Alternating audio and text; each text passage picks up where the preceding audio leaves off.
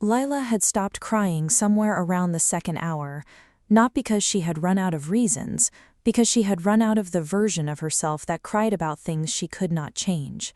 She had sat in the back of the car with her hands in her lap, and she had looked at the road, and she had gone through it, all of it, one more time, the way you pressed a bruise to confirm it was still there. Her father. That was where it always started and ended. Carlo Moretti, who had built a life on borrowed money and borrowed time, and finally borrowed from the wrong people. The Romani family had trusted him with a partnership that would have changed everything for both sides. A land deal, a development, decades of relationship built on a handshake and a contract that her father had signed and then quietly, deliberately, catastrophically broken. Not an accident, not a run of bad luck, a choice. He had taken what he needed from the deal and redirected it, and when it collapsed, he had let it collapse on the Romani side while he walked away with enough to keep himself comfortable for 5 more years of pretending he was the man he had always told Layla he was. The Romani family had not forgotten. They had waited. That was the thing that frightened her most about them. Not that they had been angry, but that they had been patient. They had let her father spend those 5 years believing he had got away with it, and then, when the time was right and his money was almost gone again, they had come to collect. Not the money, he didn't have enough money, not anymore. They had come for something worth more to them than what he owed. They had come for a name on a piece of paper, an alliance. A daughter of 28 who had done nothing wrong in her life except be born to the man who had wronged them, standing across from their daughter at a registrar's desk and signing herself into a family she had never chosen. Her father had told her it was the only way. He had held her hands when he told her, and his eyes had been wet, and she had looked at him and understood, finally and completely, that he was not crying because of what he was asking her to do. He was crying because of what it cost him to ask. The distinction mattered to him. She had let go of his hands and gone to pack her bag. She had not told him what she thought. There was nothing left to say. The car turned onto a long drive lined with cypress trees, and the villa appeared at the end of it, and Layla looked at it through the window, stone and old and entirely sure of itself in the morning light. She straightened her back. She was here now. This was her life now. She had made her peace with it alone, in private, before she got in the car, and she was not going to unmake it in the back seat of a stranger's vehicle. The driver pulled up to the door. She got out. The housekeeper was called Marta. She was a woman of about 60, with the bearing of someone who had run this house for so long she had become part of it. She welcomed Layla with a warmth that was both professional and genuine, and showed her inside without making her feel inspected, which Layla noted and was grateful for. The villa was everything the outside suggested. High ceilings, stone floors, a staircase that curved upward with the ease of something built to last forever. Family portraits going back generations on the walls, Romani faces, all of them with the same quality of total certainty about their place in the world. Layla walked through it and did not let herself feel small. Her room was a corner suite on the first floor, beautiful, impersonal, accumulated rather than decorated, the kind of room that had stopped being a room 100 years ago and become part of the house itself. Her bag was brought up. Marta asked if she needed anything. Layla said no, thank you. When Marta left, she stood in the center of the room for a moment. Then she opened her bag and began to unpack. She placed everything with deliberate attention, her mother's photograph on the nightstand, her books in the order she wanted them, the fabric samples from her old studio stacked in the corner of the desk. She was going to make this room hers. Not loudly, not all at once, but she was going to make it hers. She had 3 hours before the dinner. She used the 3 hours.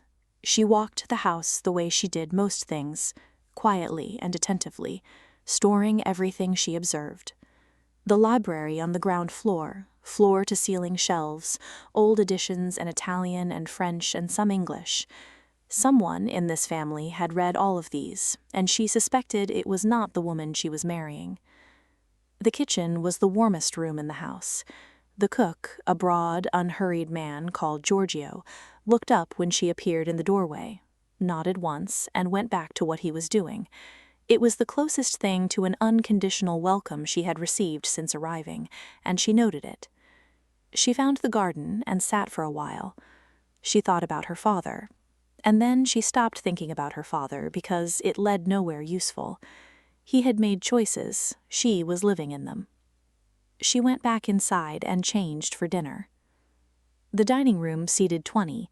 Tonight there were 8, and 1 empty chair. Elena Romani sat at the head of the table. She had been there when Layla arrived that morning, a greeting that was warm and assessing in equal parts.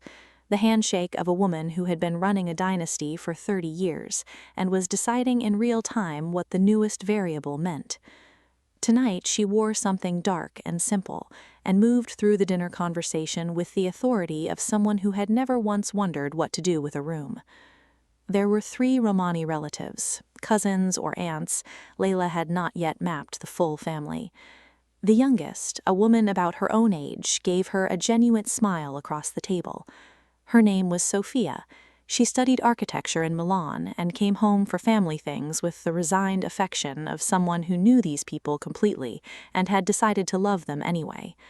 She was easy to talk to, and Layla was grateful for it. The family lawyer, an old man she couldn't place who said very little and seemed to miss nothing. And the empty chair at the other end of the table. Elena did not look at it.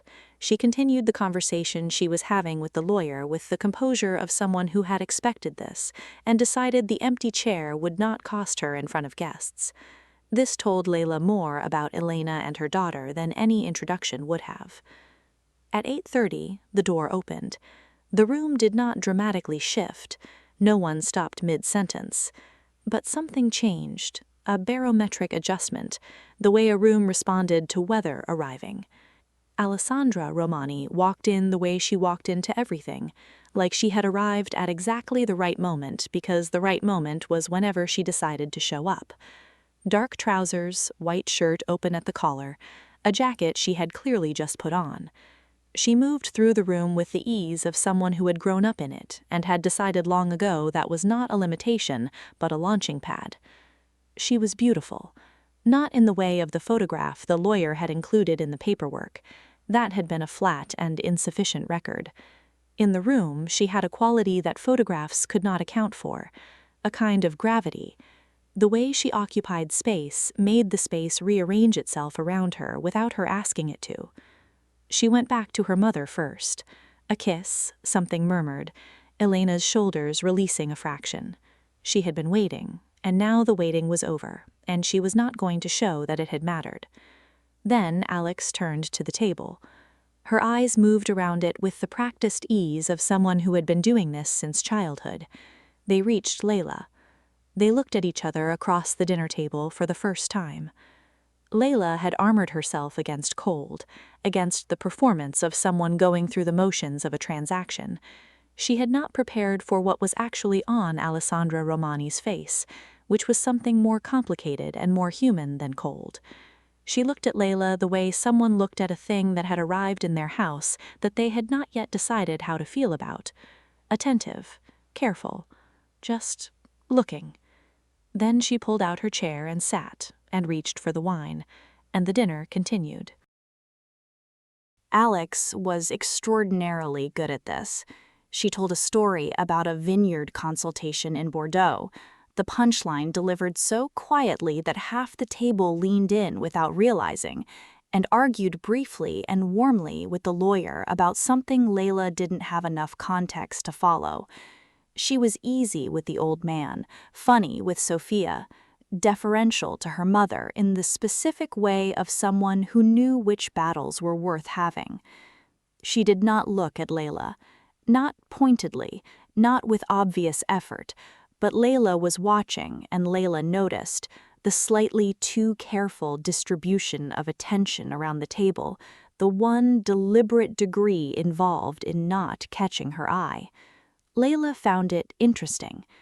At some point during the second course, Sophia asked about her work, Layla had been designing textiles before all of this, small scale, her own studio, and Layla answered and felt the table shift slightly toward her.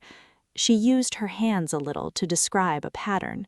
She was aware, in the particular way she had been aware of things all day, that Alex had stopped mid-reach for her wine glass and was actually listening. She did not look up. She finished her answer. She picked up her own glass. Alex resumed reaching for the wine. Neither of them acknowledged that anything had happened. It happened the next morning. Brief, bureaucratic, over in 20 minutes. The family lawyer and 2 witnesses in the sitting room, a registrar who had driven up from town, the paperwork that turned an arrangement into a legal fact. Layla had dressed carefully, not elaborately, just carefully. The dark dress she had brought specifically for this. Her grandmother's earrings, small and gold, the only things she had brought from her old life that felt like an anchor. Alex wore a suit, dark, fitted, exactly herself. The registrar read the words. Layla listened to them and let herself feel the full weight of what they were, a door closing on one life and opening on another. She had learned in 28 years of being Carlo Moretti's daughter that doors closed whether you watched them or not. She preferred to watch. Beside her, Alex was very still. When the registrar reached the part that required them to turn toward each other, they turned. They were standing closer than they had been at any point since Alex had walked into the dinner. Up close, her eyes were darker than Layla had registered from across the table. A very deep brown, the kind that took light in rather than threw it back, and something in them that Layla had not expected, that she filed away without letting it show, something that looked, briefly and involuntarily, like curiosity. She signed the papers. Alex signed after her. Sophia, one of the witnesses, pressed her lips together against an expression she had decided the room did not need from her right now. The family dispersed. Elena went to make calls. The lawyer left. Sophia squeezed Layla's hand once, briefly, firmly, a whole conversation in a gesture, and followed her aunt. Layla and Alex stood in the sitting room, the first time they had been alone. Alex put her hands in her pockets and looked at the room. Then she looked at Layla. "You should know how things work here," she said. Her voice was different without the dinner table around it, lower, more direct. "You have the run of the house. Marta will help you with anything you need. The car is available most mornings. The estate has its own routines." She paused. "I don't have expectations of you beyond what the arrangement requires publicly." Layla let that sit for a moment. "And privately?" she said. Alex looked at her. Layla held her gaze. Not challenging, just present. The same quality she had brought to the dinner table, the same quality she had brought to the ceremony. Just there, looking back. "Privately, this is your home. What you do with that is your own business." "I appreciate the clarity," Layla said. She meant it without any edge. She had spent her childhood in a house where nothing was ever said plainly, where everything required reading between lines that kept moving. Directness, even the directness of an arrangement being stated as an arrangement, was something she could work with. Alex looked at her for a moment with the expression of someone who had been prepared for something other than genuine appreciation of clarity, and did not know what to do with the thing they had got instead. Then she nodded and said she had calls to make. She left. Layla stood in the sitting room of her new house. She looked at the family portraits on the walls, Romani faces going back 200 years, all of them with that quality of total belonging. She looked at her grandmother's earrings in the mirror above the fireplace. Then she went to find the library. Marta had prepared a dinner for 2. The small dining room off the kitchen, not the formal one, something more intimate, candles already lit when Layla came downstairs at 7. 2 place settings, a bottle of wine opened and breathing on the side table. Giorgio had cooked something that smelled like it had been thought about. Layla sat down. She waited. At 7:30, she poured herself a glass of wine and looked at the second place setting, and then looked at the candles, and thought about what this evening was supposed to be and what it was actually turning out to be. She was not hurt. She told herself she was not hurt, and she believed it because she had not come here with expectations of warmth. She had come here with her eyes open about what this was. But she had quietly, reasonably thought that on the first evening, the actual day of the ceremony, Alex might at least come to dinner. At 8, she asked Marta if she knew where Alex was. Marta's expression did the thing that the expressions of loyal and long-serving staff did when they were covering for someone they had been covering for a very long time. She said she believed Alessandra was in the study. She said it with the specific, careful neutrality of a woman who had been in this house for 20 years and learned to say things without saying them. She thanked her. She ate dinner alone. The food was excellent. The candles burned down. The second wine glass sat unused across the table, and she did not move it because moving it felt like acknowledging something she was not ready to acknowledge on day 1. She went upstairs at 9. She changed. She sat on the edge of the bed in the quiet room and listened to the house settling around her. Old stone, old wood, the particular sounds of a building that had been here for centuries and had absorbed more than its share of human arrangements and outcomes. She picked up her book. She read 3 pages and then put it down because she was not reading, she was holding it. She looked at the wall. Somewhere in this house, in the study on the other side of it, her wife was doing something that was not having dinner with her on their wedding night. And Layla lay in the dark and looked at the ceiling and thought, this is what it is. This is exactly what it is. Open your eyes and keep them open. She called Valentina at 7. She had been in the study since 5. She had come here directly after the ceremony and the brief dispersal of family, and she had sat at her grandfather's desk and looked at the valley and told herself she needed an hour to decompress before dinner. The hour had become 2. She had not gone to dinner. She was aware of this. She was aware it was not a reasonable thing. She was aware that Marta had set the small dining room and that Giorgio had cooked, and that Layla was almost certainly downstairs right now in the room where Marta had left 2 place settings and a bottle of wine. She did not go. She could not have explained clearly why, which was the part that bothered her. She had a reason ready: calls, work, the particular demands of managing an estate that did not pause for personal arrangements. But the reason felt thin, and she knew it felt thin, and she sat with that. She called Valentina instead. Valentina answered on the second ring, her voice warm and familiar, and exactly what Alex had been wanting to hear since she walked out of that sitting room this afternoon. "So," Valentina said, "it's done?" "It's done," Alex said. "And how was she?" Alex was quiet for a moment. She looked at the study window, the valley going dark outside.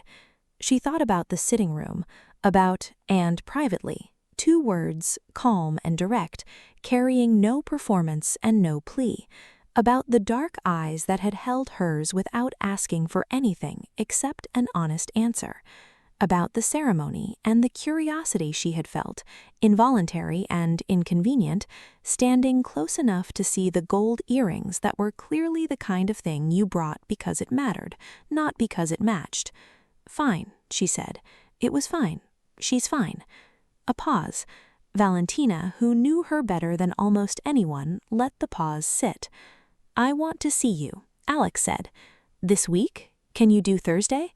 "For you?" Valentina's voice carried the particular warmth of someone who believed the answer to that question had always been obvious. "Always. Come Thursday. Stay." "I'll come Thursday," Alex said. She hung up. She sat in the study for a while longer. She poured herself a drink and looked at the valley and told herself Thursday was what she needed: the city, Valentina, the life she had decided was continuing unchanged. She told herself this arrangement was not going to complicate anything.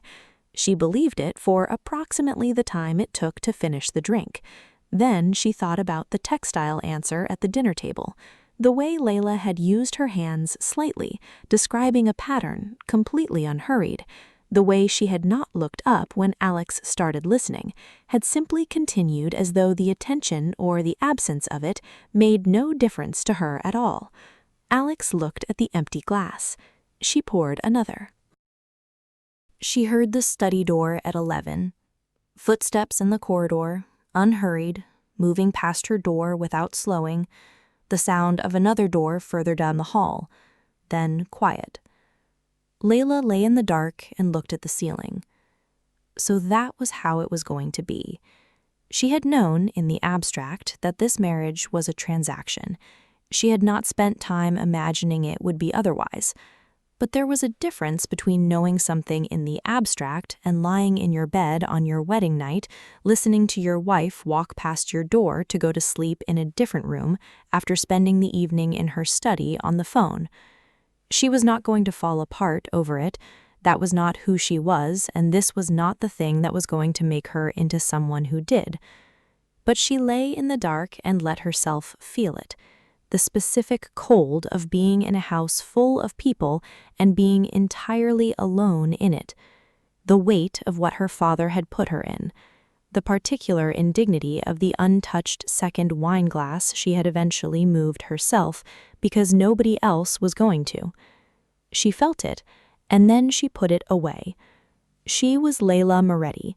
She had survived her father's choices for 28 years, and she had arrived in this house with her eyes open, and she was going to keep them open.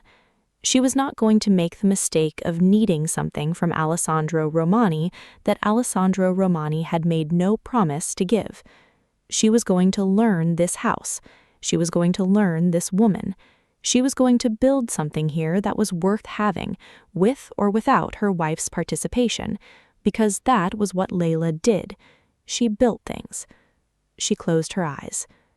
Down the corridor, in a different room in the same house, Alex stared at a different ceiling with a different version of the same silence.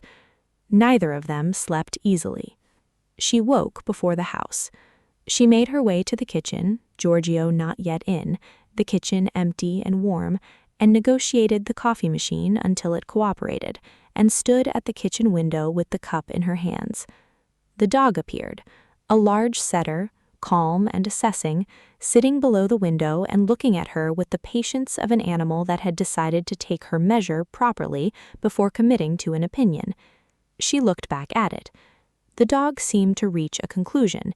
It sat down and stayed. She heard a car engine somewhere on the other side of the house, low and expensive, the kind of car that announced itself without needing to. She heard it go down the drive and disappear.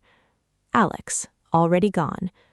Layla looked at the empty drive, then at the dog still at its post below the window, then at the coffee in her hands. She thought, this is my life now. This house, this valley, this woman who walks past my door at night and leaves before I wake up. She thought, I am going to be okay. She was not performing this for anyone.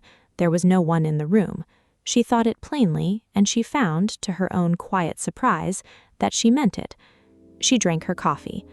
The dog got up, satisfied with whatever it had decided, and went back around the corner of the house. Layla set her cup down and went to get dressed. She had a house to learn,